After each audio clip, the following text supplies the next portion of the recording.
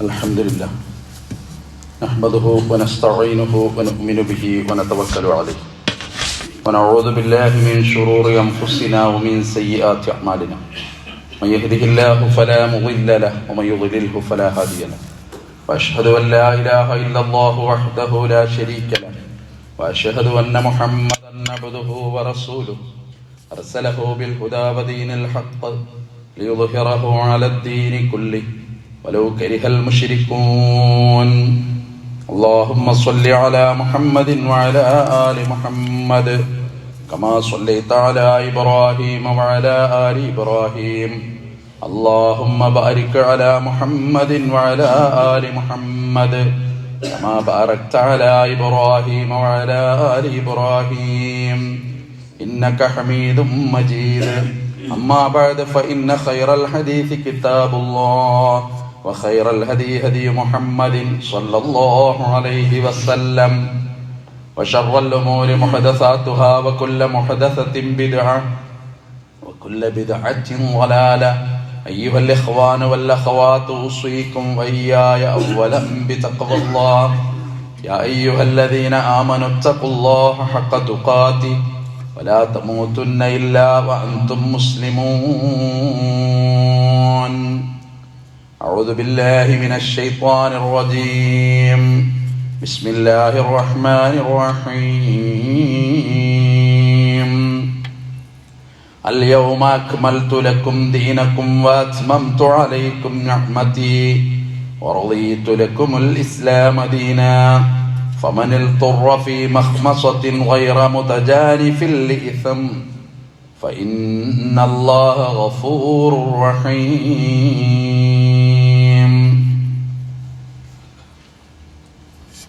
ബഹുമാനികളായ സത്യവിശ്വാസികളെ വിശ്വാസിനികളെ, സർവശക്തനായ അല്ലാഹുവിൻ്റെ വിധിവിലക്കുകൾ ജീവിതത്തിലെമ്പാടും പാലിക്കുവാൻ എന്നോടും നിങ്ങളോടും ഓർമ്മപ്പെടുത്തുന്നു, വസിയത്ത് ചെയ്യുന്നു. കാരുണ്യവാനായ പടച്ച റബ്ബ് ഇരു ലോക വിജയികളുടെ കൂട്ടത്തിൽ ഉൾപ്പെടുത്തി നമ്മളെ എല്ലാവരെയും അനുഗ്രഹിക്കുമാറാകട്ടെ. മാരകമായ രോഗങ്ങളിൽ നിന്ന് റബ്ബ് നമ്മളെ കാത്തു രക്ഷിക്കുമാറാകട്ടെ. റബ്ബിൻ്റെ അപാരമായ അനുഗ്രഹം, അവനേറെ ഇഷ്ടപ്പെടുന്ന ദിവസങ്ങൾ, മാസങ്ങൾ, ജീവിതത്തിൻ്റെ സുലഭമായ ചില മുഹൂർത്തങ്ങൾ, ചില ഓർമ്മകൾ, അങ്ങനെ ഹജ്ജ് മാസം ആഗതമായിരിക്കുന്നു. ദുൽഹജ്ജ് മാസം പിറന്നു കഴിഞ്ഞു. നമ്മുടെ സഹോദരീ സഹോദരന്മാർ ലക്ഷോപലക്ഷം ലബ്ബൈക്കയുടെ അമരധ്വനിയുമായി വിശുദ്ധ ഗേഹത്തിലേക്ക്, വിശുദ്ധ നഗരിയിലേക്ക് അടുത്തുകൊണ്ടിരിക്കുന്നു. അല്ലാഹുവരുടെ ഹജ്ജ് മഖബൂലും മബ്റൂറുമായി സ്വീകരിക്കുമാറാകട്ടെ. ഹജ്ജ് ഇസ്ലാമിനെ സംബന്ധിച്ചിടത്തോളം സുപ്രധാനമായ ഒരു നിർവൃതിയാണ്, ഒരു മനുഷ്യ ജീവിതത്തിന്റെ പരിവർത്തനമാണ്, പരലോകയാത്രയിലേക്കുള്ള ഒരു ചൂണ്ടുപലകയാണ്. ഇഹ്റാമിന്റെ വേഷം പോലും അതാണ് പഠിപ്പിച്ചത്. തുന്നിയ വസ്ത്രം നീ ധരിക്കരുത് പുരുഷൻ എന്ന നിലയിൽ. എന്തുകൊണ്ട്? നിന്നെ ചുമന്നു കൊണ്ടുപോകുമ്പോ തുന്നിയ വസ്ത്രമില്ല നിനക്ക്. വെള്ളത്തുണിയിൽ 3 തുണിയിൽ പൊതിഞ്ഞ് കൊണ്ടുപോകുന്ന ഒരു രംഗം, ഒരു ജീവിക്കുന്ന മയ്യത്തിന്റെ സഞ്ചാര പഥങ്ങളെ മനുഷ്യനെ ഓർമ്മപ്പെടുത്തുന്ന വിസ്മയജനകമായ ഒരു അനുഭൂതിയായിട്ടത് കാണാൻ സാധ്യമാകുന്നു. മൻ ഹജ്ജ, പുണ്യ നബി സല്ലല്ലാഹു അലൈഹി വസല്ലം പറഞ്ഞു, ഒരാൾ ഹജ്ജ് ചെയ്തു, ഫലം യർഫുസ് വലം യഫ്സുഖ്, പ്ളയച്ചത ചെയ്തില്ല, വേണ്ടാവൃത്തികൾ അയാൾ ചെയ്തില്ല, വിശുദ്ധനായി മാറിയപ്പോ അയാൾ മടങ്ങിപ്പോയിട്ടുണ്ട്. കയൗമിനൊരു ദിവസത്തേക്ക് മടങ്ങിപ്പോയി. ഏതാണ് ആ ദിവസം? വലദത്തുഹു ഉമ്മുഹു, അവന്റെ ഉമ്മ പെറ്റ അതേ ദിവസത്തേക്ക് ഭൂമിയിലേക്ക് വന്ന ഒന്നാമത്തെ വിശുദ്ധമായ നിഷ്കളങ്കമായ മനുഷ്യ ജീവിതത്തിന്റെ ബാല്യത്തിന്റെ ഏറ്റവും ശുഭമായ ആ ഒരു നല്ല അവസ്ഥയിലേക്ക് പോയി എന്നാണ്. സ്വീകാര്യോഗ്യമായ മുത്തഫഖുൻ അലൈഹിയായ നിവേദനമാണ്. അതുകൊണ്ട് ഹജ്ജ് എല്ലാ അർത്ഥത്തിലും സുപ്രധാനമാണ്. വൽ ഫജ്ർ വലയാലിൻ അശ്ർ, പ്രഭാതം സത്യം, 10 രാത്രികൾ സത്യം. ആ 10 രാത്രികളുടെ വ്യാഖ്യാനത്തിൽ പറയുന്നത് അവലി മിൻ ദിൽഹജ്ജ, അവലി അശ്ർ മിൻ ദിൽഹിജ്ജ, ദുൽഹിജ്ജ മാസത്തിലെ 10 ദിവസങ്ങളാണ്, ആദ്യത്തെ 10 ദിവസങ്ങളാണ് എന്നാണ് മഹാഭൂരിഭാഗം മുഫസ്സിറുകളും രേഖപ്പെടുത്തുന്നത്. റബ്ബിനെ ഓർക്കാൻ, അവങ്കലേക്ക് അടുക്കാൻ, അവൻ ചെയ്ത അനുഗ്രഹങ്ങളോട് നന്ദി പ്രാപിക്കാൻ, ഇബാദത്തുകളോട് താദാത്മ്യം പ്രാപിക്കാൻ, എന്തുകൊണ്ടും മനുഷ്യന്റെ നന്മയുമായി ബന്ധപ്പെട്ട് കടന്നു പോകുന്ന പുണ്യപ്രവാചകൻ സല്ലല്ലാഹു അലൈഹി വസല്ലമയുടെ ജീവിതത്തിലെ അവസാനമായിട്ട് നടത്തുന്ന ഒരു ഹജ്ജുണ്ട്. അതവിടുത്തെ ആദ്യത്തെയും ഹജ്ജാണ്. അതിൽ നടത്തുന്ന ഒരു പ്രഭാഷണമുണ്ട്. ജബലുർ റഹ്മ, അറഫ എന്ന് പറയുന്ന ഒരു സ്ഥലമുണ്ട്. അൽ ഹജ്ജു അറഫ. ഹജ്ജ് എന്ന് പറയുമ്പോൾ അറഫയാണ്. അതിന്റെ കാതലായ തലം അറഫയാണ്. ലോകത്തിന്റെ അനന്തകോടി ദിക്കിൽ നിന്ന് വന്ന അനന്തകോടി മനുഷ്യന്മാർ, അഷ്ടദിക്കിൽ നിന്ന് വന്ന ഒഴുകിയെത്തിയ മനുഷ്യന്മാർ, അവരോട് ഇന്നും അവിടുത്തെ ഇമാമുമാർ ഉത്ബോധനം നടത്താറുണ്ട്. പക്ഷെ അതിന്റെ ഒരു തുടക്കമുണ്ട്. 14 നൂറ്റാണ്ടുകൾക്കപ്പുറത്ത്. അല്ലെങ്കിലും പ്രവാചകൻ സല്ലല്ലാഹു അലൈഹി വസല്ലമയുടെ ജീവിതം പരതുമ്പോ മലകളുമായിട്ട് വല്ലാത്തൊരു ബന്ധമുണ്ട്. സ്വഫാ മലയിൽ നിന്നാണ് പ്രബോധനം തുടങ്ങിയത്. അഭയാർത്ഥിയായിട്ട് ഹിജറ പോകുമ്പോ ഒളിച്ചിരുന്ന മലയുടെ പേര് സൗർ എന്നാണ്. അതിനു മുമ്പേ നുബുവത്ത് കിട്ടിയ മലയുടെ പേര് ജബലുൻ നൂർ എന്നാണ്. മദീനയിലെ ജീവിതം തുടങ്ങിയപ്പോ എപ്പോഴും ഓർമ്മയും വികാരവുമായിട്ട് അവിടെ നോക്കി നിന്നിരുന്ന ഒരു പർവ്വതമുണ്ട്. അതിന്റെ പേര് ഉഹദ് എന്നാണ്. ഈ മല എനിക്കിഷ്ടമാണ്, ഈ മല എന്നെയും ഇഷ്ടപ്പെടുന്നു. നബി സല്ലല്ലാഹു അലൈഹി വസല്ലമ പറയുമായിരുന്നു. അതിന്റെ താഴ്വാരത്താണ് പരീക്ഷണങ്ങൾ ഉണ്ടായത്. അതിന്റെ താഴ്വാരത്താണ് പ്രവാചകൻ സല്ലല്ലാഹു അലൈഹി വസല്ലമയുടെ ശരീരത്തിൽ നിന്ന് മുറിവേറ്റിട്ട് രക്തം മിറ്റി വീണത്. അതൊക്കെ ചരിത്രമാണ്. പറഞ്ഞു വന്നതെല്ലാം തീർന്നു. അവസാനമായിട്ട് നബി സല്ലല്ലാഹു അലൈഹി വസല്ലമ അറഫ മൈതാനിയിൽ തടിച്ചുകൂടിയ ജനലക്ഷങ്ങളോട്, ലക്ഷത്തിലധികം വരുന്ന അനുയായികളോട് അവിടുന്ന് നടത്തുന്ന ഒരു ഭാഷണമുണ്ട്. അത് ലോകചരിത്രത്തിൽ നിന്നും ഓർമ്മിപ്പിക്കപ്പെടുന്നതാണ്. യാ അയ്യുഹന്നാസ്, അല്ലയോ ജനങ്ങളെ. അഭിമുഖം പറഞ്ഞിട്ട് തുടങ്ങുന്നത് ഇസ്മഉ ഖൗലി, എന്റെ വാക്ക് കേൾക്കണം, ശ്രദ്ധിച്ചു കേൾക്കണം. എന്തുകൊണ്ട്? ലഅല്ലി അൽഖാകും ബഅദ അമി ഹാദാ, ചിലപ്പോ ഇനി ഇങ്ങനെ ഈ കൊല്ലത്തിന് ശേഷം നാം കണ്ടുമുട്ടി എന്ന് വരില്ല. അതൊരു വേർപാടിന്റെ സൂചനയാണ്. സംവത്സരങ്ങൾ 23 കടന്നുപോയിരിക്കുന്നു. ജസീറത്തുൽ അറബി ഇസ്ലാമിന് പാകപ്പെട്ടിരിക്കുന്നു. പ്രതിസന്ധികളുടെ നാൾ വഴികൾ അസ്തമിച്ചിരിക്കുന്നു. പ്രബോധനത്തിന്റെ സുഗമമായ ജീവിത രീതിക്ക് ആ നാട് വെള്ളവും വളവും നൽകിയിരിക്കുന്നു. എല്ലാ അർത്ഥത്തിലും വേർപാട് പ്രവാചകൻ സൂചിപ്പിക്കുകയാണ്. ഒരു പൂർണ്ണത വരുമ്പോ പിന്നെ അതിലൊരു എൻഡ് ഉണ്ട് അതിന്. അതുകൊണ്ടാ പ്രവാചകൻ സല്ലല്ലാഹു അലൈഹി വസല്ലം ലഅല്ലി അൽഖാകും ലഅല്ലി ലാ അൽഖാകും ബഅദ അമി ഹാദാ, വീണ്ടും ഇവിടെ വെച്ച് കണ്ടുമുട്ടിക്കൊള്ളണമെന്നില്ല. പിന്നെ ചോദിക്കുന്നുണ്ട്, ഈ നാട് ഏതാണ്? അത്ഭുതത്തോടുകൂടി അവർ പറയുന്നുണ്ട്, വിശുദ്ധ മക്ക നഗരി. ഈ ദിവസം ഏതാണ്? ഇത് ഏറ്റവും പ്രധാനപ്പെട്ട യൗമുൻ ഹറാം എന്ന് പറയുമ്പോ പവിത്രമായ അറഫയുടെ ദിനം. അങ്ങനെയൊക്കെ പറഞ്ഞിട്ട് അവിടുന്ന് തുടങ്ങുന്നുണ്ട്, ഇന്ന ദിമാഅക്കും വ അംവാലക്കും വ അറാളക്കും അലൈക്കും ഹറാം. നിങ്ങളുടെ രക്തം പവിത്രമാണ്, നിങ്ങളുടെ സമ്പത്ത് പവിത്രമാണ്, നിങ്ങളുടെ അഭിമാനവും പവിത്രമാണ്. ആ 3 വാക്കിലെല്ലാം ഒതുങ്ങി. ഒരുത്തന്റെ രക്തം പവിത്രമാണ്, ഒരുത്തന്റെ സമ്പത്ത് പവിത്രമാണ്, അഭിമാനവും പവിത്രമാണ്. കൊലപാതകം പാടില്ലാത്തതാണ്. മറ്റുള്ളവന്റെ സമ്പത്ത് ചൂഷണം ചെയ്യുക അതും പാടില്ലാത്തതാണ്. സമാനമായിട്ട് ചേർത്തു പറഞ്ഞു മറ്റുള്ളവന്റെ മാന്യത, അഭിമാനം. ഇതിൽ എത്ര നിയമങ്ങളുണ്ടായി. അപവാദ പ്രചരണം നടത്തുന്നവന് സാക്ഷികളെ കൊണ്ടുവരാനാവില്ലെങ്കിൽ അവന് 80 അടിയടിക്കണം എന്നൊരു നിയമമുണ്ട് ദീനിൽ. പഠിക്കേണ്ടതാണ് സമൂഹം. നല്ലവരായ സ്ത്രീകളെ കുറിച്ച്, നല്ലവരായ പുരുഷന്മാരെ കുറിച്ച് അപവാദം പറയുമ്പോ അത് പറഞ്ഞതിന് 4 സാക്ഷികളെ ഹാജരാക്കാനാകില്ലെങ്കിൽ അയാൾക്ക് 80 അടി കൊടുക്കണം എന്നൊരു നിയമം ലോകത്തുണ്ട്. വ്യഭിചാരത്തിന്റെ ശിക്ഷ മാത്രമല്ല, അതേ നമ്മൾ കേൾക്കാറുള്ളൂ, അവരെ 100 അടി അടിക്കണം. വിവാഹം ചെയ്തവനാണെങ്കിൽ എറിഞ്ഞു കൊല്ലണം എന്നൊക്കെ നമ്മൾ കേട്ടിട്ടുണ്ടാകണം. പക്ഷെ ആരോപണം ഉന്നയിക്കുമ്പോ ഒരു ഒരുപാട് ജാഗ്രത വേണം. പുതിയ കാലം എന്ന് പറഞ്ഞാൽ വാട്സപ്പ്, ഫേസ്ബുക്ക്, പുതിയ പുതിയ മീഡിയകൾ എന്തും കിട്ടും. അടുത്തൊരാൾക്ക് നമ്മൾ അങ്ങോട്ട് ഫോർവേഡ് ചെയ്തു വിടും. സൂക്ഷ്മത പാലിക്കേണ്ടവനാണ് വിശ്വാസി. അത് പ്രചരിപ്പിക്കാൻ കൂട്ടുനിന്നാൽ, അല്ലെങ്കിൽ അത് അന്യായമായ സംഗതിയാണെങ്കിൽ, അതൊരു ഇല്ലാത്ത സംഗതിയാണെങ്കിൽ ഖിയാമം വരെ അതവിടെ നിലനിൽക്കുക. തൗബയും പാശ്ചാത്താപമൊക്കെ അതിന്റെ വഴിക്ക് നടക്കും. ഇതങ്ങനെ നിലനിൽക്കും. ഇത് പോകൂല. ഇത് ഈ അന്തരീക്ഷത്തിൽ നിന്ന് പോകൂല.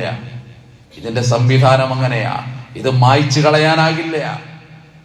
ഇത് വല്ലാത്തൊരു അത്ഭുതമാണ്. അവിടെ അഭിമാനം എന്ന് പറയുന്ന ഒരു സംഗതിക്ക് വല്ലാത്തൊരു പദവി, വല്ലാത്തൊരു മഹത്വം. മനുഷ്യന്റെ അഭിമാനം. അലൈക്കും ഹറാം. അവിടുന്ന് എന്തെല്ലാം പറഞ്ഞു? നിങ്ങളുടെ സ്ത്രീകളിൽ തഖുന്നിസാ, നിങ്ങളെ സ്ത്രീകളുടെ കാര്യത്തിൽ നിങ്ങൾ അല്ലാഹുവിനെ സൂക്ഷിക്കണം. അത്ര സ്വപ്നത്തോടു കൂടി ആ ഒരു പെൺകുട്ടി ജീവിതത്തിലേക്ക് കടന്നു വരുന്നത്. എന്തെല്ലാം മോഹങ്ങളുണ്ടാകും അവൾക്ക്. എത്ര ആളുകൾ പറയാറുണ്ട് 5 നേരം നിസ്കരിക്കുന്നവനാണ്, ദീനീ പ്രവർത്തകനാണ് എന്ന് പറഞ്ഞിട്ട് വിവാഹം ചെയ്തു കൊടുക്കും. അവന്റെ കൂടെ ജീവിതം തുടങ്ങുമ്പോ ഈ കുട്ടി കരയുന്നുണ്ട്. പ്രതീക്ഷകളുടെ വളപ്പൊട്ടുകൾ ചിതറിപ്പോയപ്പോ, ഇനി ജീവിതത്തിന്റെ മുന്നിൽ എന്ത് എന്നുള്ളൊരു ചോദ്യം അവൾക്ക് മുന്നിൽ വന്നപ്പോ, വെറുതെ അല്ല അല്ലാഹുവിന്റെ റസൂലിന്റെ വാക്ക്, ഖിയാറുക്കും ലിഅഹ്ലിക്കും, നിങ്ങളിൽ നിന്ന് ഏറ്റവും നല്ലവൻ നിങ്ങളുടെ സഹധർമ്മിണിമാരോട് മാന്യമായി പെരുമാറാൻ സാധിക്കുന്നവരാണ്. കാരണം പൊതുവേ ഒരു വർത്താനുണ്ടല്ലോ, എന്തും കാണിക്കാം, എന്തും പറയാം, അതിന്റെ കെട്ടിയോളാണ് എന്നൊരു നാടൻ വർത്താനുണ്ട്. ദീനെത്ര മനോഹരമാണ്. അവിടെയാണ് പുണ്യ നബി സല്ലല്ലാഹു അലൈഹി വസല്ലം പറഞ്ഞു, ഇത്തഖുന്നിസാ, ജനങ്ങളെ നിങ്ങളുടെ സഹധർമ്മിണിമാരുടെ കാര്യത്തിൽ നിങ്ങൾ അല്ലാഹുവിനെ സൂക്ഷിക്കുക.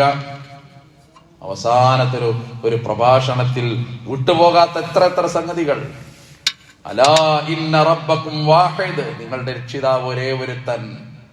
ഇന്ന അബാക്കും വാഹിദ്, നിങ്ങളുടെ പിതാവും ഒരേ ഒരുത്തൻ.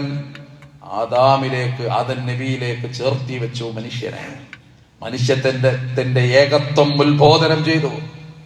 ഇന്നുണ്ടല്ലോ ഉച്ചനീചത്വങ്ങൾ, നിറത്തിന്റെ പേരിൽ, തറവാടിന്റെ പേരിൽ, ജാതിയുടെ പേരിൽ.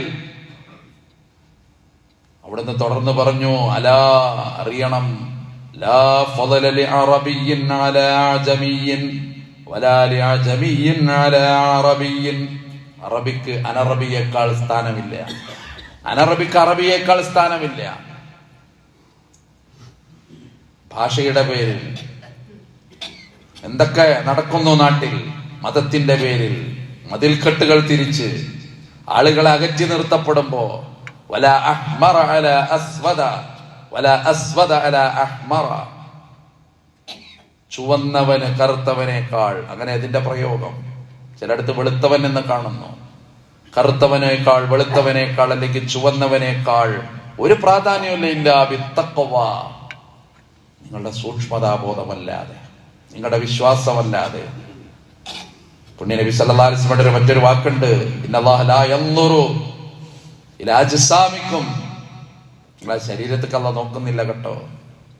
വലാകിൻ യൻദുറു ഇലാ ഖുലൂബിക്കും, നിങ്ങളെ ഹൃദയത്തിലേക്ക് അല്ലാഹു നോക്കുന്നു. അവിടെയാണ് തഖ്വ. പ്രവാചകൻ തിരുമേനി സല്ലല്ലാഹു അലൈഹി വസല്ലം അതിങ്ങനെ വിശദീകരിച്ചു പറയുന്നുണ്ട്. ജാഹിലിയത്തിന്റെ പ്രതികാരങ്ങൾ നടക്കുന്ന കാലം, കൊന്നവനെ തിരിച്ചു കൊല്ലുന്ന കാലം, ഒന്നും മറക്കാത്ത കാലം, കൊല്ലങ്ങൾ എത്ര കഴിഞ്ഞാലും പക വീട്ടുന്ന കാലം. അന്ന് ഈ പ്രവാചകൻ സല്ലല്ലാഹു അലൈഹി വസല്ലമയോട് പറഞ്ഞു, എല്ലാ പ്രതികാരവും ഇന്നത്തോടുകൂടി മാറ്റിവെക്കുന്നു. നാം എല്ലാം മറക്കാൻ പോവുകയാണോ? ഞാൻ എന്റെ ജീവിതത്തിൽ നിന്ന് തുടങ്ങാം. അവ്വലു ദമിൻ അളഉ മിൻ ദിമാഇന ദമു ഇബ്നു റബീഅത്ത് ഇബ്നുൽ ഹാരിസ്. റബീഅത്ത് ഇബ്നു ഹാരിസിനോടുള്ള പ്രതികാരം ഞാനിതാ എന്റെ കാലിന്റെ ചുവട്ടിലിട്ട് ഞെരിച്ചമർത്തിക്കളയുന്നു. ഇനി അതില്ല. അതിന് പക വീട്ടേണ്ടവൻ പ്രവാചകനാണ്. കുടുംബ ബന്ധങ്ങൾ അങ്ങനെയാ. തലമുറ കൈമാറുമ്പോ അതിന്റെ പകരം വീട്ടേണ്ടവൻ ജാഹിലിയ്യ കാലത്തിന്റെ കണക്കനുസരിച്ച് അത് നബിയായിരുന്നു സല്ലല്ലാഹു അലൈഹി വസല്ലം. നബി സല്ലല്ലാഹു അലൈഹി വസല്ലം പറഞ്ഞു, ഞാനത് ഒഴിവാക്കുക. പലിശ ഇനി പാടില്ല. സമ്പത്തിന്റെ കാര്യമാണ്. അത് സ്വന്തത്തിലേക്ക് വരുമ്പോ നിയമങ്ങൾ ജലരേഖകളായി മാറും. മറ്റുള്ളവർക്കാ പലപ്പോഴും നിയമം ഉണ്ടാകുക, നമുക്കാകുമ്പോൾ നിയമങ്ങൾ ലളിതമായി തീരും. പലിശയുടെ ഇടപാടുകളൊക്കെ അങ്ങനെയാ.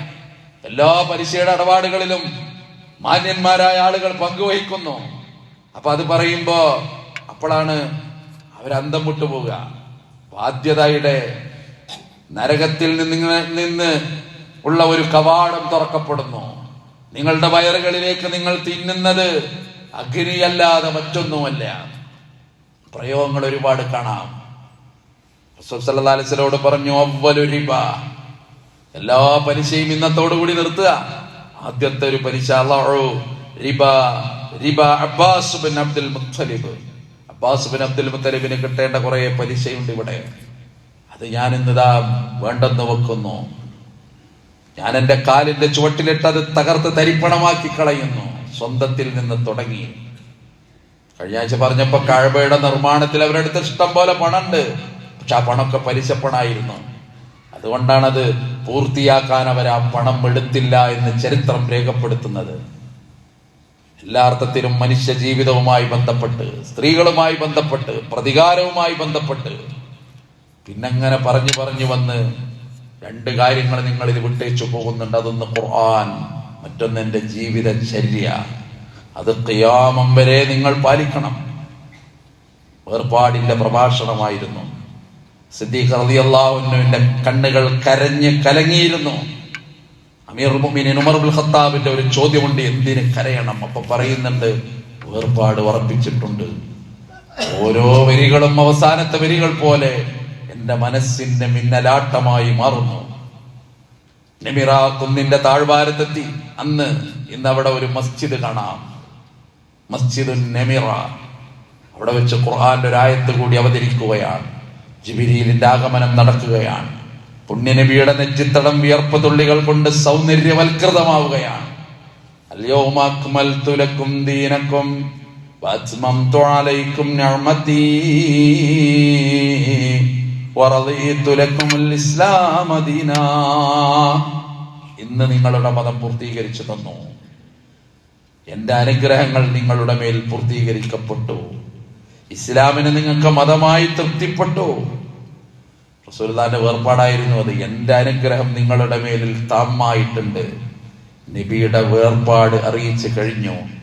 ഇസ്ലാം നിങ്ങൾക്ക് മതമായി മാറി. ഈ ദീന് കമാലിയത്തായി, ഇത് പൂർത്തിയായി. ഇനി വഴിയില്ല, ഇനി നിയമങ്ങളില്ല, ഇനി മാനത്തുനിന്ന് കീഴോട്ട് നിയമങ്ങൾ വരൂല്ല. പ്രവാചകൻ സല്ലല്ലാഹു അലൈഹി വസല്ലമയുടെ വഫാത്തിന്റെ ഒരു നേരമുണ്ട്, വേർപാടിന്റെ ഒരു നേരമുണ്ട്. നബി മരിക്കാൻ ഉറപ്പിച്ചപ്പോ ഫാത്തിമ എന്ന് പറയുന്ന പ്രിയപ്പെട്ട മകൾ കരയുന്നുണ്ട്. എന്തിനാ ഇങ്ങനെ കരയുന്നത് എന്ന് ചോദിക്കുമ്പോൾ ഒരു മറുപടിയുണ്ട്, ആകാശത്ത് നിന്ന് ഇനി വഴി വരൂല, ഇനി നിയമങ്ങൾ വരൂല, മനുഷ്യന് വേണ്ടി ഇനി ആയത്തുകൾ വരൂല. അത് ഓർക്കുമ്പോ വിതുമ്പിപ്പോകുന്നു എന്ന ഒരു വല്ലാത്ത ഒരു വികാരം തുളുമ്പുന്ന ഒരു മറുപടിയുണ്ട്. അവിടെയാണ് ഇതിന്റെ ഗൗരവം നമ്മൾ മനസ്സിലാക്കുന്നത്. ദീന് പൂർത്തീകരിച്ചു കഴിഞ്ഞു. ഇനി ദീനിൽ നിയമങ്ങളില്ല, ഇനി പുതിയ ആചാരങ്ങളില്ല. ദീനിൽ എന്താണോ വന്നത് അതൊക്കെ അങ്ങനെ തന്നെ ഉണ്ടാകണം. യാതൊരു അഭിപ്രായ വ്യത്യാസവും ഉണ്ടാകാൻ പാടുള്ളതായിരുന്നില്ല. ഓരോ ജമാഅത്തിന് ശേഷവും പ്രവാചകൻ കൂട്ടമായിട്ടിരുന്നിട്ട് പ്രാർത്ഥന നടത്തിയിരുന്നുവെങ്കിൽ, സഹാബികൾ ആമീൻ പറഞ്ഞിരുന്നുവെങ്കിൽ അത് ഹദീസിൽ കാണണമായിരുന്നു. ളുഹറിന് ശേഷം പ്രവാചകൻ ഇന്ന വരികൾ ദുആ ചെയ്തു. സഹാബികൾ ഒന്നായിട്ട് ആമീൻ ആമീൻ എന്ന് കൂട്ടമായി ചൊല്ലി എന്ന് ഹദീസുകളിൽ വരണമായിരുന്നു. പിൽക്കാലത്ത് മതത്തിന്റെ ലേവളിൽ കടന്നു വന്ന ഓരോന്നങ്ങനെ കയറിക്കൂട്. അതിൽ അന്ധവിശ്വാസങ്ങൾ കയറിക്കൂടി. 13ാമത്തെ നമ്പർ പേടിയാണ് ആളുകൾക്ക്. അതെടുത്താ എന്താകുക? ആകെ പേടിയാ. വാഹനത്തിന് നമ്പർ വെക്കാൻ പേടി. വീടിന് അങ്ങനത്തെ ഒരു നമ്പർ എങ്ങാനും പഞ്ചായത്ത് നിന്ന് കിട്ടിയാൽ ഇതെങ്ങനെയും മാറ്റാൻ പറ്റുമോ എന്നന്വേഷിക്കുന്ന, അള്ളാഹ്ക്ക് സുജൂദ് ചെയ്യുന്ന മനുഷ്യന്മാർ. കടയിൽ രാവിലെ ഒരുത്തം വന്ന് കടം വാങ്ങിയപ്പോ കടക്കാരന്റെ മുഖം മ്ലാനമായി. ഇന്നത്തെ കാര്യം കഴിഞ്ഞ്. അല്ലെങ്കിൽ ചില പ്രത്യേക ആളുകൾ വന്ന് വാങ്ങിയപ്പോ ഇനിയിപ്പോ രക്ഷയില്ല. അന്ധവിശ്വാസങ്ങളുടെ പലതരത്തിൽ. യാത്രക്ക് പുറപ്പെട്ടപ്പോ പൂച്ച മുന്നിലൂടെ ഓടി, അപ്പൊ പേടിയായി. അങ്ങനെ ഉണ്ടെങ്കിൽ റസൂലുള്ള പറയും, നിങ്ങൾ വാഹനം എടുത്തിറങ്ങുമ്പോ ഒരു പൂച്ചെങ്ങാനും വന്നാൽ നിങ്ങൾ പേടിക്കണം. ഹദീസിൽ അത് വരണം. അതില്ലാത്തടത്തോളം കാലം പലതിൽ നിന്നും സങ്കരമായിട്ട് കയറിക്കൂടിയ അന്ധവിശ്വാസങ്ങളുടെ ഏടുകൾ പവിത്രമായൊരു വിശ്വാസത്തിന്റെ രജതരേഖയെ തകർക്കുന്ന ക്രൂരമായ സമീപനം അതൊരിക്കലും ഉണ്ടാകാൻ പാടില്ലതായിരുന്നില്ല. അതുകൊണ്ട് അത്ര കൃത്യമായിട്ട് പറഞ്ഞത്. ഇന്ത്യയിലെ മഹാപണ്ഡിതനായിരുന്ന മഹാനായ ഒരു ഒരു ഒരു ഒരു മഹാസാത്വികൻ കൂടിയായിരുന്നൊരു മനുഷ്യൻ, അദ്ദേഹം പറയുന്നൊരു വാക്കുണ്ട്, അൽയൗമക്ക് ശേഷം എന്തൊക്കെ ദീനിൽ കടന്നു വന്നോ അതൊന്നും ഈ ദീനിലില്ലാത്തതാണ്. അൽയൗമക്ക് മുമ്പ് എന്തൊക്കെ ദീനിലുണ്ടോ അതൊക്കെ ഈ ദീനിന്റെ ഭാഗമാണ്. ഷാഹ് വലിയുല്ലാഹു ദഹ്ലവി എന്ന ഇന്ത്യയിലെ എണ്ണം പറഞ്ഞ പണ്ഡിതന്റെ വാക്കായിരുന്നു അത്. എന്നും അങ്ങനെ തന്നെ, ഖിയാമം വരെ അങ്ങനെ തന്നെ. അതാരോടുള്ള വിരോധമൊന്നും അല്ല, അതതിന്റെ കാമ്പതാണ്. അതിനപ്പുറം പുതിയത് എന്ത് വന്നോ അതൊക്കെ തള്ളപ്പെടേണ്ടതാണ്. അതൊരു വെറും വാക്കല്ല. എന്റെ ചര്യയിൽ പുതുതായി എന്ത് കടന്നു വന്നാലും അത് തള്ളപ്പെടണം എന്ന് പറഞ്ഞത് അതുകൊണ്ടാണ്. സാങ്കേതികമായിട്ട് അത്തരം സംഗതികൾക്ക് ബിദ്അത്ത് എന്ന് പേര് വന്നതും അതുകൊണ്ടാണ്. പറഞ്ഞു വന്നത് പുണ്യനബി സല്ലല്ലാഹു അലൈഹി വസല്ലമയുടെ ആ പ്രാർത്ഥനകൾ, ആ പ്രഭാഷണം, അതിനുശേഷം വന്ന ആയത്ത്, അറഫയുടെ പ്രാധാന്യം, ആ ദിവസത്തിന്റെ പ്രാധാന്യം, ഉത്തരം കിട്ടുന്ന ദിവസം എന്ന് പഠിപ്പിച്ചതിന്റെ പ്രാധാന്യം, അതോടൊപ്പം സുന്നത്ത് നോമ്പ് പ്രധാനത്തോടുകൂടി പിന്നെ അതിന്റെ ഗൗരവം അറിയേണ്ട പ്രാധാന്യം സാന്ദർഭികമായിട്ട് ഓർക്കുന്നു. നാം അതിനെക്കുറിച്ച് മനസ്സിലാക്കുന്നു. ഒരുപാട് ആയത്തുകളിൽ വ്യത്യസ്തമായ പദപ്രയോഗങ്ങൾ കാണാം. വസ്സമാഇ ദാത്തിൽ ബുറൂജ് വൽ യൗമിൽ മൗഊദ്, വാഗ്ദാനം ചെയ്യപ്പെട്ട ദിവസം തന്നെ സത്യം. വശാഹിദിൻ വമശ്ഹൂദ്, അതിന്റെ വ്യാഖ്യാനം വായിക്കുമ്പോൾ കാണാം യൗമുൽ മൗഊദ് എന്ന് പറയുമ്പോൾ അത് വാഗ്ദാന ദിവസമാണ്. യൗമുൽ മശ്ഹൂദ് എന്ന് പറയുമ്പോൾ അത് അറഫയുടെ ദിവസമാണ്. അതിന്റെ പുണ്യം, അതിന്റെ പ്രാധാന്യം അത് ഉൾക്കൊള്ളാൻ സാധിക്കുക. സുഇല അൻ യൗമി അറഫ, അറഫ നോമ്പിനെ കുറിച്ച് ഒരിക്കൽ പ്രവാചകൻ സല്ലല്ലാഹു അലൈഹി വസല്ലമയോട് ചോദിച്ചു. അവിടുന്ന് ഉത്തരം പറഞ്ഞത്, അത് നിങ്ങളുടെ കഴിഞ്ഞുപോയ ഒരു കൊല്ലത്തെ പാപം, വരാനിരിക്കുന്ന ഒരു കൊല്ലത്തെ പാപങ്ങൾ ഒക്കെ പൊറുക്കാൻ മാത്രം പവറുള്ള ആ വെറും ഒരു 12 മണിക്കൂറിന്റെ നോമ്പുണ്ടല്ലോ, 2 വർഷങ്ങളത്തെ ദിവസങ്ങളുമായിട്ട് അഭേദ്യമായിട്ട് ബന്ധപ്പെടുന്ന ഒരു അമൽ, അത് നഷ്ടപ്പെടുത്തരുത് എന്ന് സാന്ദർഭികമായിട്ട് സൂചിപ്പിക്കുന്നു. അല്ലാഹു റബ്ബുൽ ഇസ്സത്ത് ഇരു ലോക വിജയികളുടെ കൂട്ടത്തിൽ ഉൾപ്പെടുത്തി നമ്മളെ എല്ലാവരെയും അനുഗ്രഹിക്കുമാറാകട്ടെ.